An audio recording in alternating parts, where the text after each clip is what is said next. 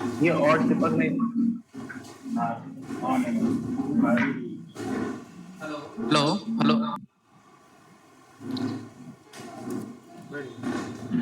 Hello good evening everyone I am audible yes.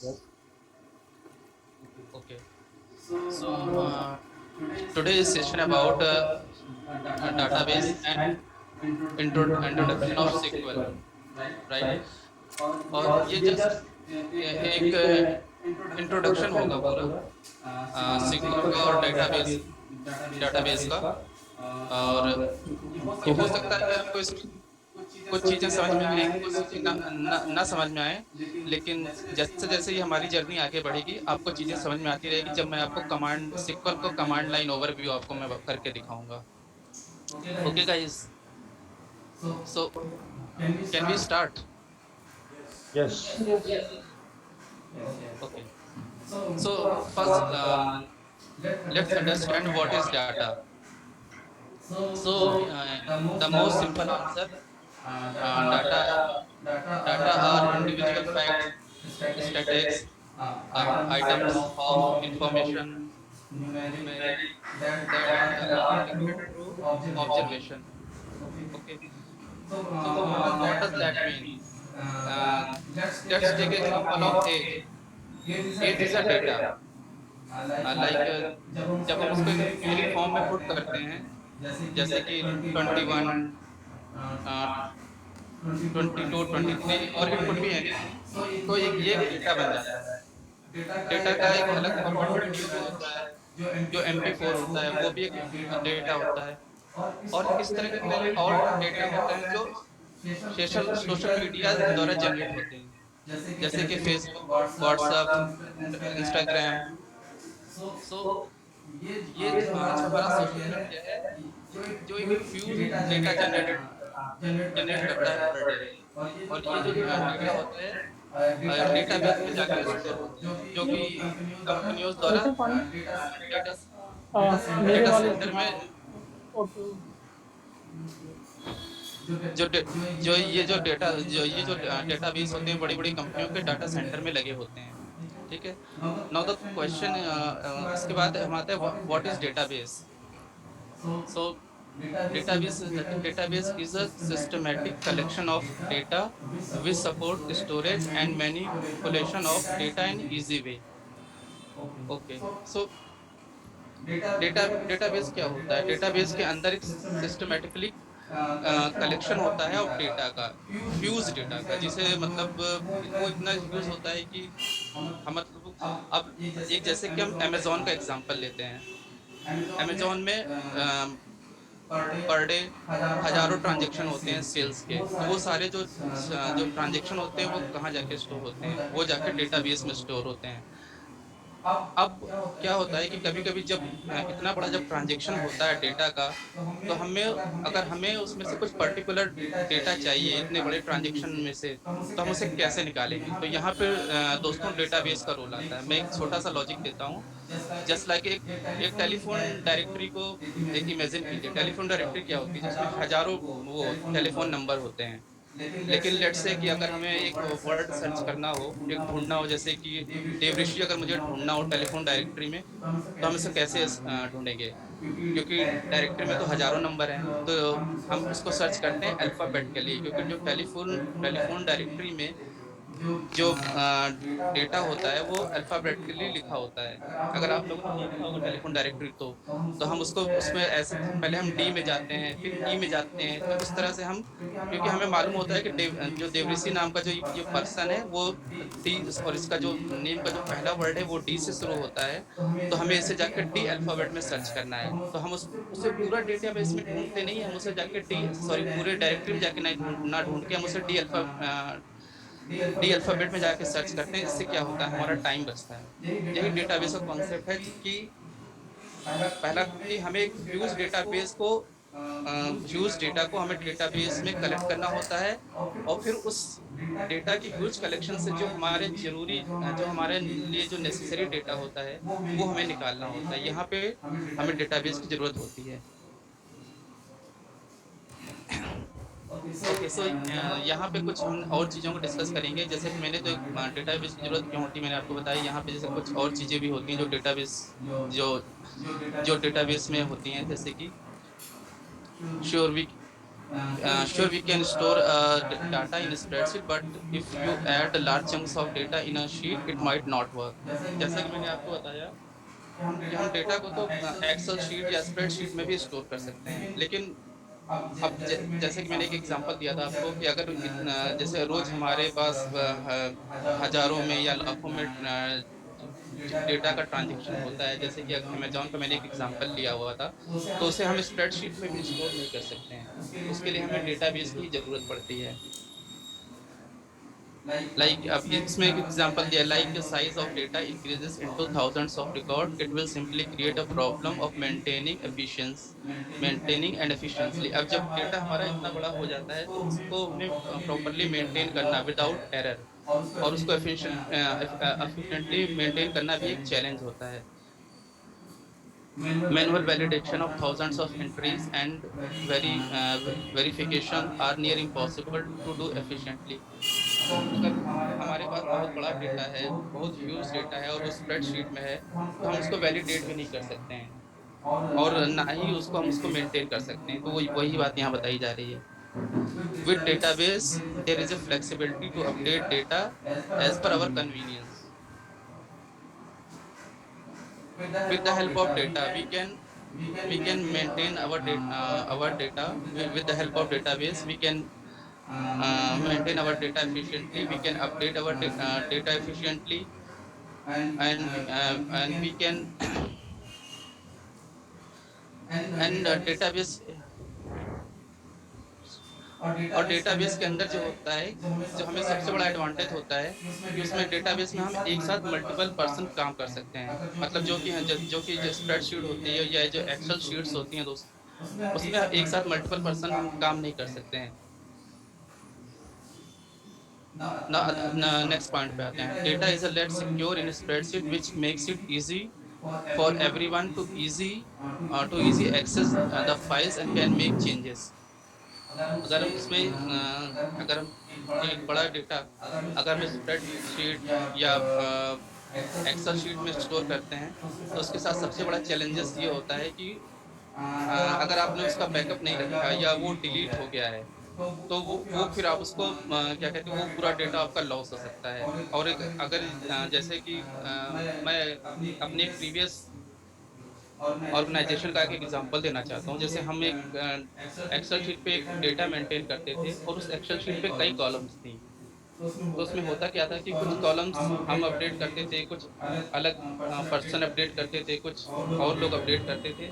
इसमें सबसे बड़ा चैलेंजेस क्या होता था कि एक तो वो डेटा उस जो एरर फ्री नहीं हो पाता था, वो एफिशिएंटली मेंटेन नहीं हो पाता था। और कभी जब ये कॉन्फ्लिक्ट होता था कि इसमें किस पर्सन ने गड़बड़ की है, तो कोई उसकी रिस्पॉन्सिबिलिटी नहीं लेता था, क्योंकि ये एक टीम वर्क था। तो ये भी एक चैलेंजेस होता है जब हम डेटा को स्प्रेडशीट में वो करते हैं, स्टोर करते हैं।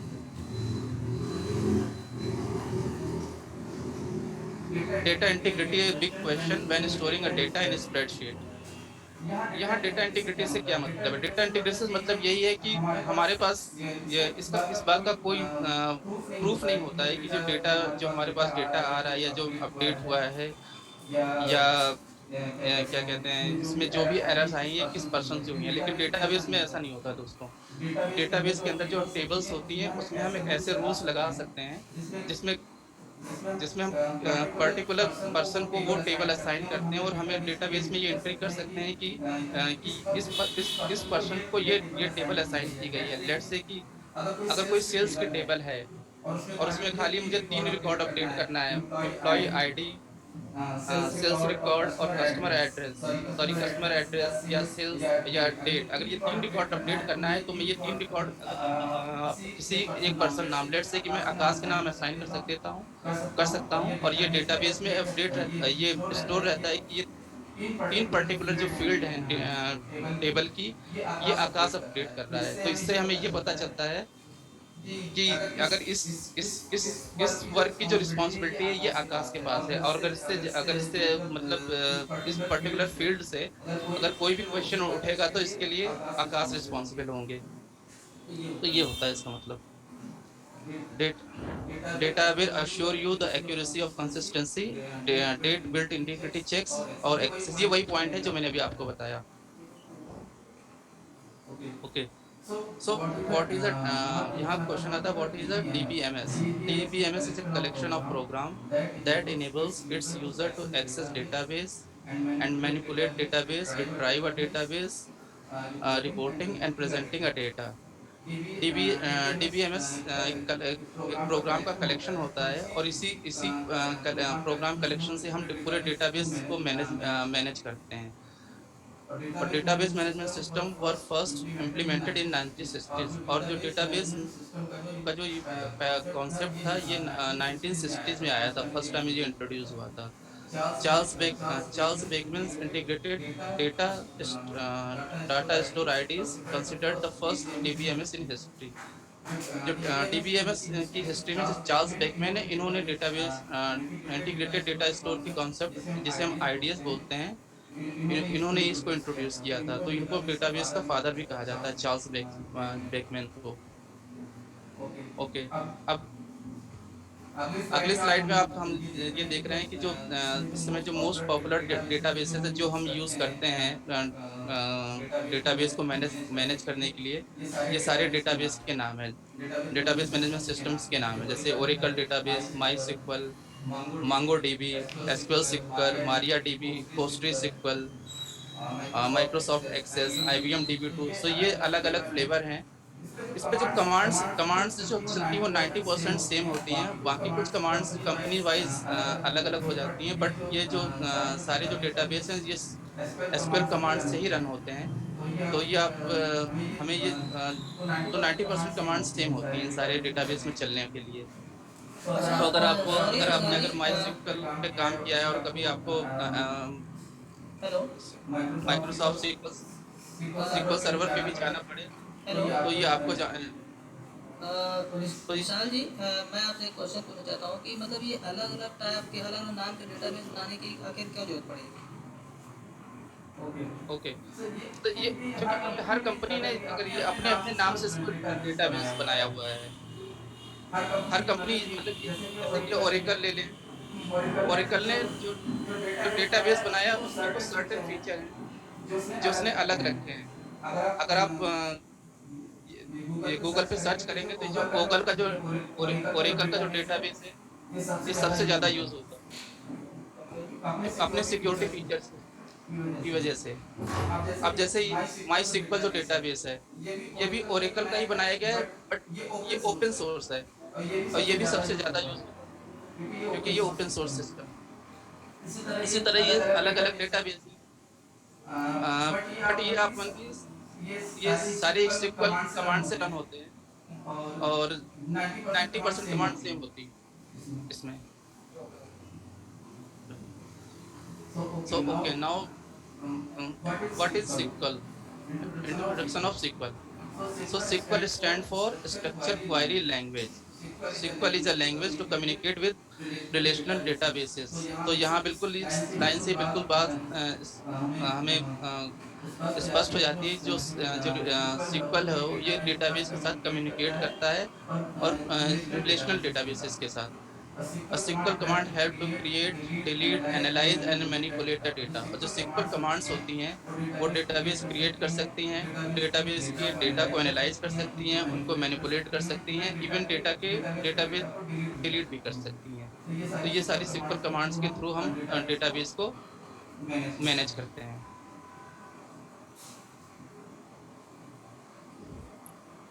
Okay, so what is the relational database? क्योंकि अभी मैंने ऊपर वाली स्लाइड में बनाया है कि ये जो SQL है ये रिलेशनल डेटाबेस को मैनेज करने के लिए बनी हुई है। तो अब हम ये समझते हैं कि रिलेशनल डेटाबेस क्या है। So relational database store data in form of tables that can easily retrieve, manage and update. Relational database are based on relational model, intuitive, straightforward way to represent data in tables. The relational database, each row in table is record with unique ID called key. अब मैं अगली slide में आपको बताऊंगा कि relational database कैसे होते हैं, बनते हैं। लेकिन पहले इस वाली स्लाइड में अगर आप देखेंगे तो ये सबके डेटाबेस के अंदर की टेबल है, और ये टेबल इस तरह बनती है। पहले टेबल नेम होता है, जैसे इस पर्टिकुलर स्लाइड में आप देखेंगे टेबल का नेम जो है वो प्लेयर्स है। अब ऊपर वाले इसमें देख रहे हैं जो येलो स्क्वायर है, ये इसके कॉलम्स होते हैं और ये इसके रोज होते हैं। ये एक छोटा सा मतलब एक एग्जांपल है जिसकी डेटाबेस में जो टेबल कैसे दिखती है, तो वो इस तरह से कुछ दिखती है। इस स्लाइड में आप देखेंगे ये जो डेटाबेस में जो टेबल बनती है वो फील्ड और रिकॉर्ड में डिवाइड होती है। तो फील्ड क्या होता है? ये जो पर्टिकुलर कॉलम आप देख रहे हैं, ये जो पूरा मैंने रेड सर्कल किया हुआ है, इसमें तो ये छोटा है। ये इसमें ये जो जैसे कि जो ISSNS ये जो कॉलम बना हुआ है, और इसके नीचे तक ये डेटा चाहे जितनी नीचे तक जाएगा, इस पूरे सेक्शन को हम फील्ड बोलते हैं। पूरे सेक्शन को फील्ड बोलते हैं। तो ये जो फील्ड होती है वो क्या होती है? पूरा कॉलम जो होता है, पूरे कॉलम के अंदर जो डेटा होता है वो फील्ड होता है। और रिकॉर्ड क्या होता है? रिकॉर्ड जो होता है, जो आपका हॉरिजॉन्टल डेटा होता है, वो से हम रिकॉर्ड कहते हैं, जो रो के फॉर्म में होता है। अगर ये आप देखेंगे जो रेड वाला सेक्शन जो मैंने सर्कल स्टाइल किया हुआ है, तो इसमें तो आपको खाली 3 कॉलम दिख रहे हैं। ये कॉलम आगे चाहे जितने और कॉलम तक जाता, अगर इसमें तो चूंकि छोटा ये छोटी सी स्लाइड है, ये जितनी दूर तक जाता है ये पूरा जो डेटा इसके मतलब अंतर्गत आता है, ये पूरा रिकॉर्ड होता है। और ये जो फील्ड में जो हर एक सेल की जो एंट्री होती है वो वैल्यू होती है। ऊपर मैं टेबल को आपके बारे में बता चुका हूँ। ये वाला जो कॉन्सेप्ट है दोस्तों, ये रिलेशनल डेटाबेस कॉन्सेप्ट है, इसको समझना थोड़ा सा जरूरी है। यही इस SQL का सबसे इम्पोर्टेंट पार्ट होता है कि SQL में क्या होता है। जैसे कि आपने अगर कोई एक्सेल शीट देखी होगी बड़ी सी, तो इसमें आपने देखा होगा कई सारे कॉलम्स होते हैं, कई सारे कॉलम्स हो जाते हैं, और कभी कभी उन कॉलम्स में डेटा को एनालाइज करना बहुत मुश्किल होता है। आपको इस जो नीचे का जो स्क्रॉल बार होता है उसको स्क्रॉल करके टेबल को उसके लास्ट कॉलम को देखने के लिए उसको टेबल को स्क्रॉल करना पड़ता है। तो काफ़ी लंबी टेबल में, जो कि उसमें बहुत सारे कॉलम्स होते हैं। लेकिन रिलेशनल डेटाबेस हम जब क्रिएट करते हैं तो हम कई टेबल बनाते हैं। जैसे अगर सबसे ऊपर वाली टेबल में आप देखेंगे तो इसमें ट्रांजैक्शन आईडी है, कस्टमर आईडी है, प्रोडक्ट आईडी है और परचेस नंबर है। दूसरी टेबल देखेंगे तो इसमें कस्टमर आईडी है, कस्टमर नंबर है, एड्रेस है। तीसरा जो ये आप ये कॉल इसमें देख रहे हैं, इसमें टेबल देख रहे हैं, प्रोडक्ट टेबल जो आप देख रहे हैं, इसमें प्रोडक्ट आईडी है, नेम है और प्राइस है। अब अगर आप ध्यान से देखेंगे सबसे ऊपर वाली अगर जो आप टेबल को देखेंगे जिसमें कस्टमर आईडी है, इस टेबल को ये कस्टमर टेबल है जो नीचे वाली है, कस्टमर आईडी से कस्टमर आईडी को लिंक किया गया हुआ है। और इधर जो प्रोडक्ट आईडी और जो सबसे ऊपर वाली जो टेबल है जो प्रोडक्ट आईडी है, इसको नीचे वाली जो प्रोडक्ट टेबल की प्रोडक्ट आईडी से लिंक किया हुआ है। और जो ये लिंकिंग हम करते हैं, ये हम कुछ कीज होती हैं जैसे प्राइमरी की और फॉरेन की, उनकी हेल्प से करते हैं। जब मैं एक क्वेरी चलाऊंगा तो ये बताऊंगा आपको कहाँ मतलब टेबल में जब हम कमांड्स लिखते हैं तो फॉरेन की और प्राइमरी की का यूज़ कहाँ करते हैं, तो जब ये कमांड में चलाऊंगा तो ये आपको बताऊंगा। तो इसमें अगर देखिए इसमें हमें फ़ायदा क्या होता है। अगर मानिए कि हमें कस्टमर आईडी सबसे ऊपर वाली अगर हम टेबल देखें तो इसमें जो कस्टमर आईडी है और कस्टमर एड्रेस उसके नीचे वाली टेबल, अगर सपोज हमें कस्टमर आईडी हमें एक डेटा एनालाइज करना है, लेट्स से कि हमें खाली उस डेटा में से हमें खाली कस्टमर आईडी और कस्टमर का एड्रेस देखना है। तो ये जो लिंकिंग हमने बनाई है इन दोनों टेबल के बीच में, हम कमांड चला के खाली कस्टमर आईडी और कस्टमर एड्रेस का डेटा हम SQL कमांड्स के थ्रू एक्सेस कर सकते हैं। अब इधर अगर हम देखते हैं सबसे ऊपर वाले टेबल में देखेंगे तो कस्टमर नेम नहीं है, लेकिन ये जो प्रोडक्ट आईडी और नीचे वाली टेबल से प्रोडक्ट आईडी लिंकिंग है। तो अगर हमको ये देखना हो कि ये जो प्रोडक्ट आईडी है ये किस कस्टमर ने परचेस की है, तो ये जो लिंकिंग बनी हुई है इन दोनों टेबल में, तो हम प्रोडक्ट आईडी और नीचे वाली टेबल जो प्रोडक्ट टेबल है उससे कस्टमर का नेम जो है, सॉरी ये नेम नहीं है, ये ब्रांड वगैरह में लिख रखा है, ये एक्सेस कर सकते हैं। या अगर मैं प्राइस का ले लूँ कि अगर ये इस प्रोडक्ट आईडी को ले लूँ और ये जिसका जो प्राइस मुझे एक्सेस करना हो दोनों पे एक कॉलम में, तो वो सिक्वल कमांड के थ्रू ऐड वो कर सकते हैं, इसको एक्सेस कर सकते हैं। तो ये होता है इसका रिलेशनल डेटाबेस का कॉन्सेप्ट।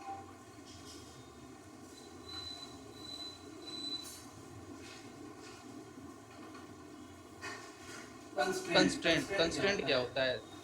जैसे सिक्वल लैंग्वेज में कुछ कंस्ट्रेंट, जैसे मैंने भी आपको बताया था, primary key, foreign key, check, unique, default, not null. Constraint वो होती हैं जिनके जरिए हम इस टेबल में रूल्स को अप्लाई कर सकते हैं। अगर मान लीजिए अगर मैंने यहाँ पे ये जो नॉट नल कंस्ट्रेंट है, अगर मैं इस नॉट नल कंस्ट्रेंट को अगर ट्रांजैक्शन आईडी में लगा दूं तो क्या होगा? इसका मतलब ये होगा कि ट्रांजैक्शन आईडी की हर एंट्री फिल होनी चाहिए। इसको आप इस एंट्री को आप ब्लैंक नहीं छोड़ सकते हैं। ये नॉट नल का कॉन्सेप्ट होता है। अगर मैंने इसमें टेबल बनाते समय इसमें मैंने नॉट नल का कॉन्सेप्ट अगर लगाया हुआ है तो इसको आप ब्लैंक नहीं छोड़ सकते हैं ट्रांजैक्शन आईडी को। जी एक बार और बता दीजिए। कौन सा? यही जो ऊपर वाला था, ये जरा समझा दीजिए। हाँ, नॉट फॉरेन की चेक वगैरह क्या है? अच्छा, देखिए ये जो कीज होती हैं, इन कीज के थ्रू हम इन टेबल्स पे रूल्स लगाते हैं, रूल्स को अप्लाई करते हैं।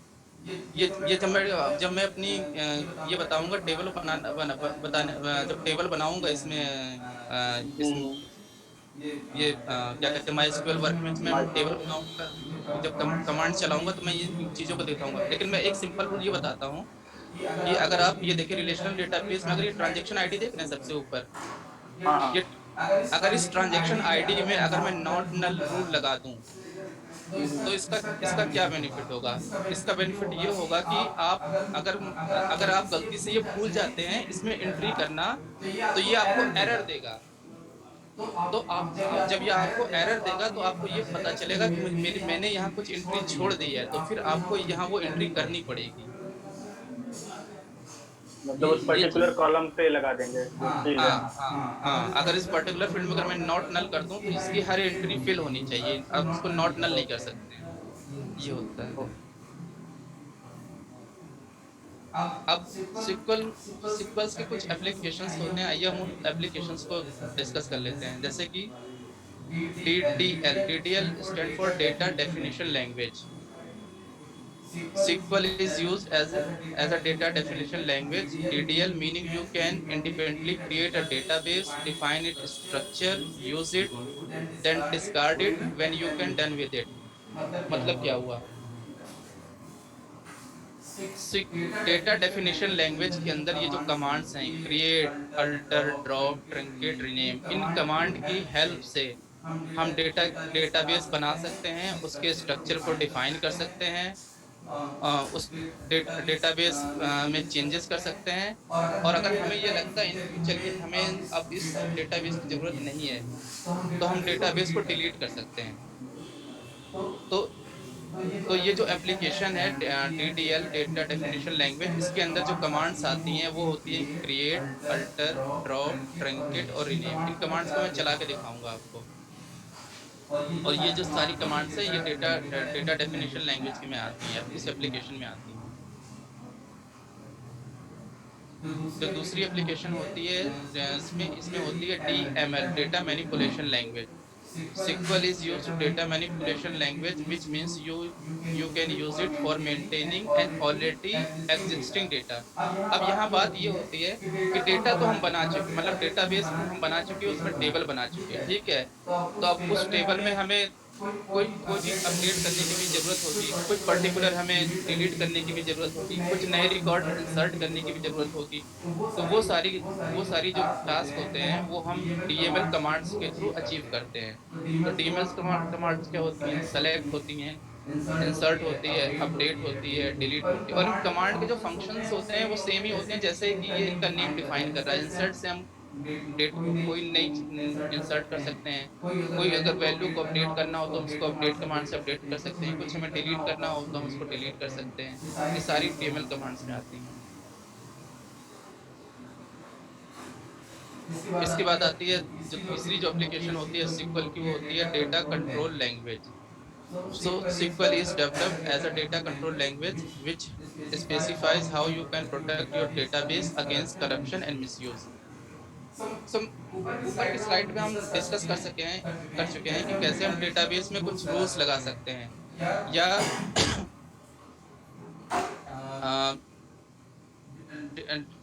अगर किसी पर्टिकुलर टेबल पे कई लोग काम कर रहे हैं तो हम, अब यहाँ पे ये बात होती है जो DCL कमांड्स होती है, अभी तो हमने टेबल पे रूल्स लगाने की बात कर ली, लेकिन ये जो DCL कमांड होती है ये यूजर को राइट्स देती हैं। यूजर को राइट्स, जो डेटाबेस को यूज करते हैं उनके यूजर को राइट को वो लिमिट करती हैं। जैसे कि ये इसका रीड राइट परमिशन की जो राइट्स हम जानते हैं ना, जैसे लिनक्स में या विंडोज में रीड राइट की जो परमिशंस होती हैं, रीड राइट डिलीट की जो परमिशंस होती हैं, वो हम इसमें DCL कमांड्स के थ्रू करते हैं SQL में। तो इसमें जो दो कमांड आती है, ग्रांट कमांड जिससे हम किसी यूजर को कोई पर्टिकुलर वो देते हैं, राइट्स देते हैं, और रिवोक कमांड, इससे क्या करते हैं हम यूजर का जो अगर कोई राइट्स को रिवोक कर लेते हैं, यानी उसको वो राइट्स, अगर जैसे किसी यूजर को हमने मान लीजिए रीड एंड राइट का या अपडेट डेटाबेस को अपडेट करने का राइट दिया है, तो रिवोक कमांड के थ्रू हम उसको वापस ले लेते हैं। ग्रांट के थ्रू हम राइट्स को देते हैं और रिवोक के थ्रू हम उसको वापस ले लेते हैं। बस इसका बेसिक कॉन्सेप्ट ये होता है दोनों कमांड्स का।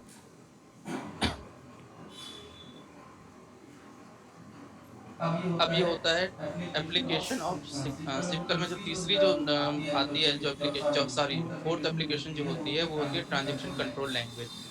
Transaction control language commands are used to manage transaction in database. These are used to manage changes made by DML statements. Okay, अब मान लीजिए कि किसी ई-कॉमर्स कंपनी का कोई डेटाबेस है, तो उसमें जो कस्टमर क्रेडिट कार्ड के थ्रू जो ट्रांजैक्शन करता है वो सारा इस एप्लीकेशन में आके रिकॉर्ड होता है। अब जैसे कि हमने मैंने ये मोबाइल फ़ोन खरीदा, फ्लिपकार्ट से खरीदा इसको, ठीक है, इसे मैंने 10,000 में खरीदा, मैंने क्रेडिट कार्ड से पैसा पे कर दिया, तो ये जो पर्टिकुलर ट्रांजैक्शन है वो इस एप्लीकेशन में अपडेट हो जाएगा। अब इसके बाद क्या होता है कि अभी मेरे पास ये कंपनी कह रही है कि मैं 15 दिन बाद इस मोबाइल को रिटर्न कर सकता हूँ। तो अब पहला सिनेरियो ये है कि मैंने मोबाइल को रिटर्न नहीं किया 15 दिन बाद, तो अब जब मैंने इसको 15 दिन में मुझे इससे कोई खराबी नज़र नहीं आई या मुझे कोई इसमें फॉल्ट नज़र नहीं है, तो मैंने क्या किया कि मैंने इस मोबाइल को रिटर्न नहीं किया। अब 15 डेज के बाद मैं उसको वो भी नहीं कर सकता हूँ, रिटर्न नहीं कर सकता हूँ। तो इस तरह के ट्रांजैक्शन को कमिट कर दिया जाता है डेटाबेस में, कि मतलब कि अब ये ट्रांजैक्शन कमिट हो गया, अब इस ट्रांजैक्शन को हम रोल बैक नहीं कर सकते हैं। ये होता है इसका मतलब फंडा। अब जैसे दूसरा सिनेरियो लेते हैं, ये मैंने मोबाइल तो खरीदा लेकिन इसको मुझे लगा कि मुझे पसंद नहीं आया और मैंने इसको 15 डेज में वापस कर दिया। तो क्या हुआ कि अब उस कंपनी को मुझे पैसे वापस लौटाने होंगे ना, तो उस पर्टिकुलर ट्रांजैक्शन को रोल बैक कर दिया जाता है, रोल बैक इस कमांड से। तो ये फंडा होता है। अगर हमने किसी पर्टिकुलर ट्रांजैक्शन कमांड के ट्रांजैक्शन को कमिट कर दिया तो फिर हम उसको रोल बैक नहीं कर सकते हैं। ये चीज़ हमें ध्यान रखनी होती है इसमें यहाँ पे आके। तो ये जो काम होता है ट्रांजैक्शन को मेंटेन करने का काम होता है, ये कमिट और रोल बैक इन दो कमांड से ही होता है। अच्छा, अब एक लास्ट वाली स्लाइड हम एक बार ओवरऑल समरी को एक बार फिर से देख लेते हैं कि हम SQL कमांड के थ्रू क्या-क्या कर सकते हैं। हम क्वेरी को एग्जीक्यूट कर सकते हैं, डेटा को रिट्राइव कर सकते हैं, डेटा को इंसर्ट कर सकते हैं, अपडेट कर सकते हैं, डिलीट कर सकते हैं और मैनी मोर, मतलब परमिशंस लगा सकते हैं टेबल्स में। इस तरह की कई सारी चीज़ें हम कर सकते हैं जो SQL कमांड्स के थ्रू। अब यहाँ जो लास्ट वाली स्लाइड आप देख रहे हैं, इसमें चार कमांड्स हैं जो मैं आपको चला के दिखाऊंगा। Select, use, drop and create. और इन कमांड्स को हम चलाएंगे वर्क बेंच में। ये है देख रहे हैं माइक्रोसॉफ्ट SQL वर्क बेंच। ये माइक्रोसॉफ्ट एसक्यूएल वर्क बेंच है। और जब ये पहली बार को ये इस तरह से दिखता है। ये जहाँ मैं माउस का पॉइंटर ये चला रहा हूँ, ये होता है माइक्रो इसका वर्क बेंच का क्वेरी सेक्शन। यहाँ पे हम कमांड्स को चलाते हैं। अब ये जो आप नीचे वाला सेक्शन देख रहे हैं, जहाँ पॉइंटर देख रहे हैं आउटपुट, यहाँ पे कमांड्स का आउटपुट आता है। मतलब जो आपने कमांड चलाई है वो कमांड सही है या गलत है, उसका आउटपुट इस सेक्शन में शो करता है। और ये जो लेफ्ट वाला जो साइड आप देख रहे हैं, यहाँ पे आपके सारे डेटाबेस जो आप बनाते हैं, जो सारी टेबल्स बनाते हैं, वो सारे डेटाबेस आपको इस लेफ्ट सेक्शन में शो करता है, जिसे हम स्कीमा सेक्शन इसमें लिखा हुआ है, ये सारे यहाँ पे शो करता है। तो अगर ये वाला जो आइकॉन देख रहे हैं आप, ये जो एक आइकॉन बन के आ रहा है एम्प्लॉइज के, मतलब ये सारे डेटाबेस के आइकॉन हैं। ये वाला, ये जो विशाल डेटाबेस बना हुआ है, ये वर्ड, ये सारे डेटाबेस का आइकॉन होते हैं। और ये जो सारी है, ये सारी टेबल्स हैं। ये सारी टेबल्स हैं।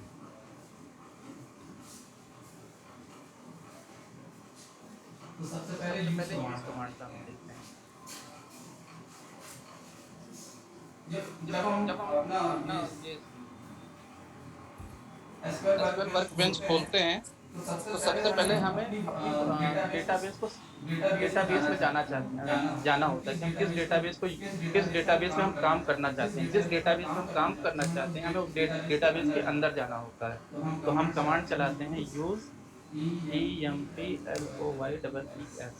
एम्प्लॉइज। ये कमांड का ये कमांड है और एम्प्लॉइज डेटाबेस का नाम है। और हर कमांड को जब हम कमांड पूरा लिख लेते हैं तो उसको सेमी कॉलन से क्लोज करते हैं। जैसे कि हम कोडिंग करते हैं ना, अभी सीख रहे हैं इसमें, और हर पर्टिकुलर स्टेटमेंट को जब खत्म हो जाता है तो उसको सेमी कॉलन से क्लोज कर देते हैं। तो इसी तरह हम उसको यहाँ पे इसको वो करते हैं, क्लोज करते हैं हर कमांड को। अब कमांड को हमने सेलेक्ट किया और इसको ऐसे चलाया। अब ये देखिए, आपको नीचे वाले साइड में आपको दिखा रहा है यूज एम्प्लॉई। अब ये जब ये चेकबॉक्स ग्रीन हो जाता है, जिसका मतलब ये हुआ कि आपकी कमांड सक्सेसफुली चल गई यहाँ पे, इसका मतलब। और आप अब एम्प्लॉय डेटाबेस में अंदर आ गए। अब हमें एम्प्लॉय डेटाबेस का रिकॉर्ड देखना है। तो एम्प्लॉय डेटाबेस का रिकॉर्ड देखने के लिए हम कमांड चलाएंगे सेलेक्ट स्टार फ्रॉम emp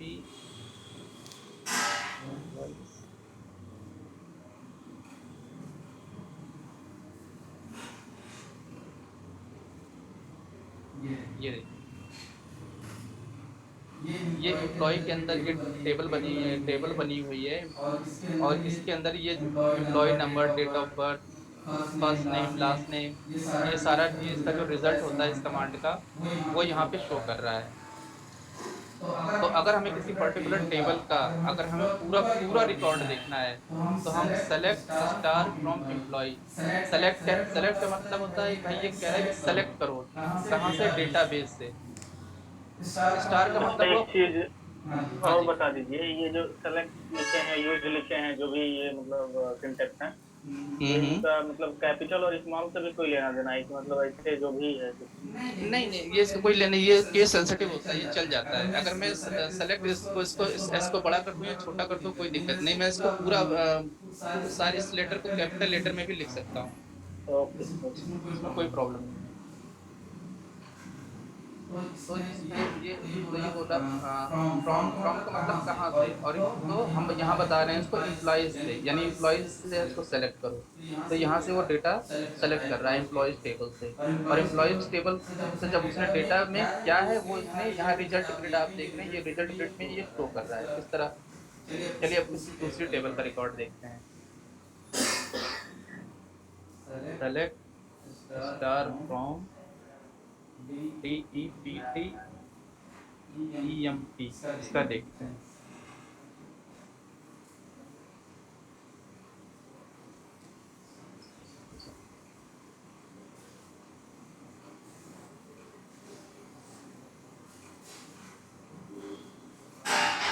तो ये देखिए, अब ये कहाँ से डेटा उठा रहा है, ये डेटा उठा रहा है से। DEPT EMP टेबल से डेटा उठा रहा है। तो DEPT EMP टेबल्स में क्या है, एम्प्लॉय नंबर है, डिपार्टमेंट नंबर है, फ्रॉम डेट है, टू डेट है। ये इस तरह से अगर हमें किसी टेबल का जब रिकॉर्ड देखना होता है तो हम सेलेक्ट कमांड चलाते हैं, और टेबल का रिकॉर्ड देखने के पहले हमें उस डेटाबेस में जाना होता है।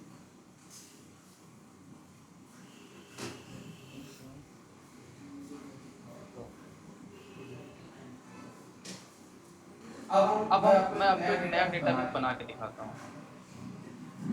तो उसके लिए होता है, अगर हमें नया डेटाबेस बनाना हो तो क्रिएट डाटाबेस ट्राइलेक्ट लेते हैं।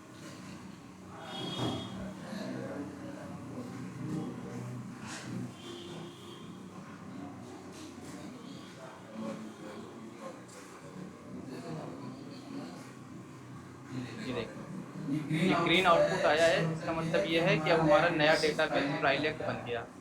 अब इसको देखने के लिए हम इसको रिफ्रेश करना पड़ेगा। और अगर ये आप मेरा पॉइंटर देख रहे हैं तो यहाँ देखिए ट्राइलेक्ट जो डेटाबेस है वो क्रिएट हो गया।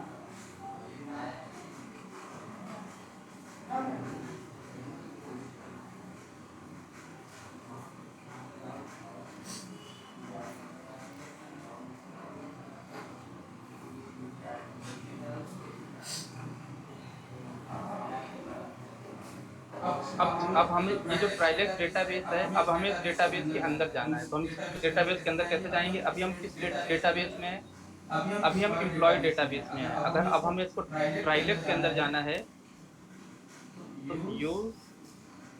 UTRILECT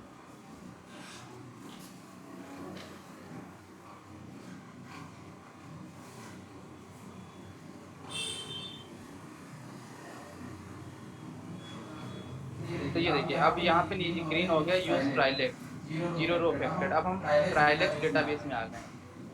अगर अब हम इस क्वायरी को, ये ऊपर वाली क्वायरी जो मैंने लिखी है सेलेक्ट स्टार फ्रॉम एम्प्लॉय, इसको दोबारा चलाते हैं।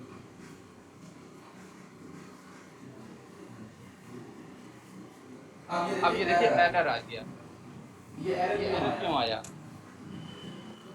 ये एरर इसलिए आया कि हम तो आ गए ट्राइलेक्ट डेटाबेस में, जो मैंने अभी नया क्रिएट हुआ, यूज ट्राइलेक्ट करके मैं आ गया ट्राइलेक्ट डेटाबेस में, और रिकॉर्ड में एक्सेस करना चाहता हूँ एम्प्लॉयज डेटाबेस का, तो इसलिए ये एरर आया हुआ है। यानी हमें जिस डेटाबेस का हमें रिकॉर्ड को एक्सेस करना होगा, हमें उस डेटाबेस के अंदर जाना पड़ेगा पहले।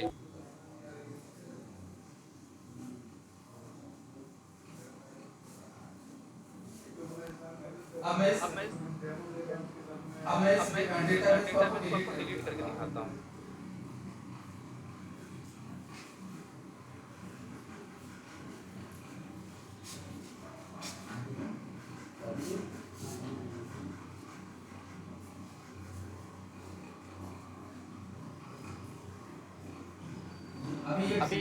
अभी ये डिलीट नहीं हुआ।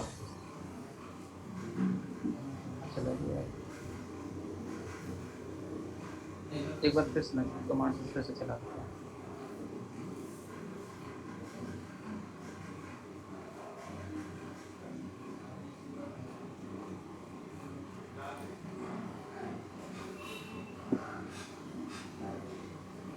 ये इसका आउटपुट सेक्शन ही नीचे चला गया है।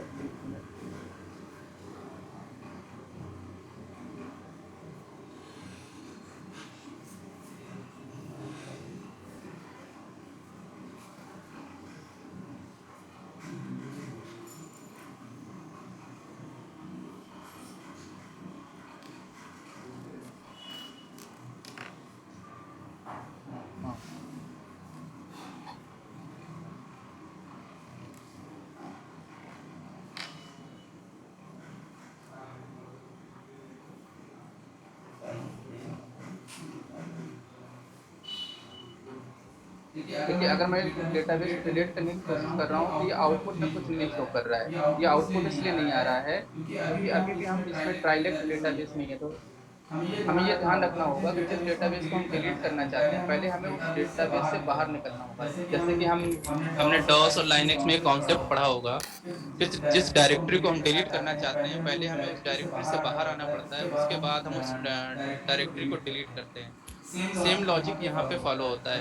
जिस डेटाबेस को हम अगर हमने कोई डेटाबेस बनाया और जिस डेटाबेस को हम डिलीट करना चाहते हैं पहले हमें उस डेटाबेस से बाहर आना पड़ेगा। तो पहले हम आ जाते हैं एम्प्लॉयज डेटाबेस में।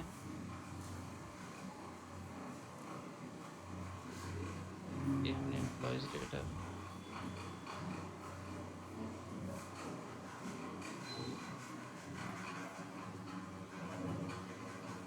अब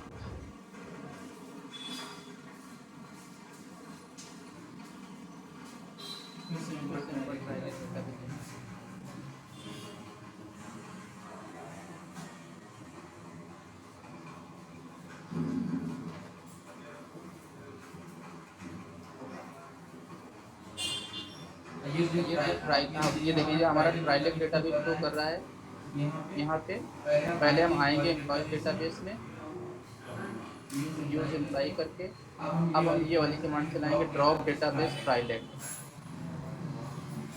अब ये आप देखेंगे जो बाएं तरफ का जो सेक्शन है इससे ट्राइलेक डिलीट हो गया।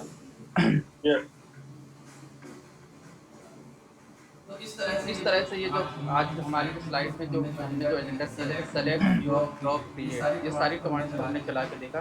ये जस्ट बेसिक इंट्रो था। मैं आज समझ रहा हूँ कई सारे लोग होंगे जिनको कुछ चीज़ें काफ़ी चीज़ें समझ में नहीं आई होंगी। जैसे मैं थोड़ा अच्छे से समझ में आया है। स्लाइड आगे बनाऊंगा और जितना ज़्यादा मैं ये सारी कमांड्स को वर्क बेंच में चला के दिखाऊंगा ये आपको फुल्ली और क्लियर होने लगेगी। So okay, thank you guys. Thanks for listening. Now this session is going to close. Thanks a lot. Thank you, sir. Sir एक क्वेश्चन था। जैसे इसमें आपने जैसे कि कई डेटाबेस हैं तो आपने इसमें तो एक को अगर डिलीट करना है तो दूसरे डेटाबेस जाके कर दिया आपने बाहर ही जाके। तो अगर इसमें एक ही डेटाबेस होगा उसको कैसे डिलीट करेंगे, उसे कैसे बाहर जाएंगे? ये अगर आप ये जैसे एम्प्लॉय डेटाबेस है उससे कैसे बाहर जाएंगे? हाँ, अगर एक ही डेटाबेस हमारे पास। यार अगर देखो मैंने एक्सपेरिमेंट किया हुआ है इसमें वो डिलीट तो नहीं होता है, वो एक डेटाबेस और क्रिएट करना पड़ता है। अच्छा, मतलब डिलीट करने के लिए कम से कम 2 डेटाबेस होना चाहिए। हाँ। Okay, thank you. ओके।